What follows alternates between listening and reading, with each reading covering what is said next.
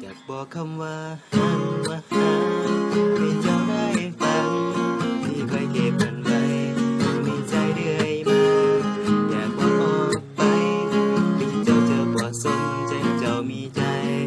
นั้นก็คงจะดี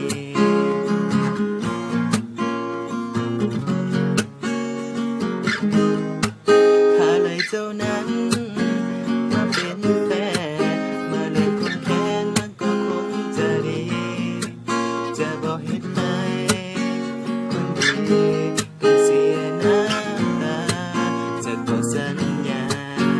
ว่าจะรักเจ้านี้ตลอดไป